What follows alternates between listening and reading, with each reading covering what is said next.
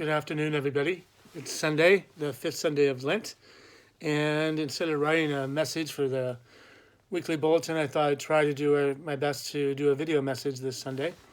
New thing for me, so if it doesn't work so well, be patient.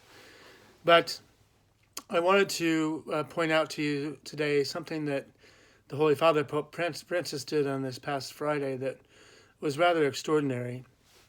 He offered what's called an Urbi et Orbi message, and that simply means for the city and for the world.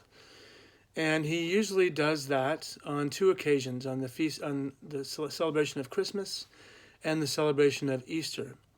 But because of the condition that we find ourselves in, he decided to offer a message right now during this time of confusion and darkness and with everything going on. It was striking because he offered it from the steps of St. Peter's in the middle of the square. He was alone. There was another priest there accompanying him, but nobody else was in the square. It was completely empty. And it was raining, and it was the dark, and it almost had an eerie kind of feeling to it. But he offered the blessing first he prayed in front of the image of Our Lady Mary, Health of the Roman People, which is an image that's usually housed at the Basilica of St. Mary Major. And he prayed in front of that image because back in the year 590, Pope Gregory held up the image outside to the Roman people who were going through a difficult plague at that time. And it was believed to be miraculous in how the people were healed and how it helped to end the plague when he did that. He also prayed in front of a large crucifix that's considered to be a miraculous crucifix that's housed in the Church of San Marcello. And he prayed in front of that crucifix because it was carried through the streets during the time of another plague in the year 1522. And where the crucifix was carried, the plague quickly came to an end.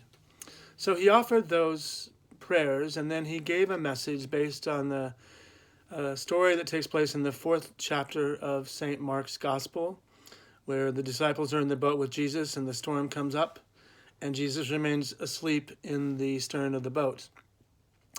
And when he awakens, the disciples ask him, "Lord, do you not care about us?"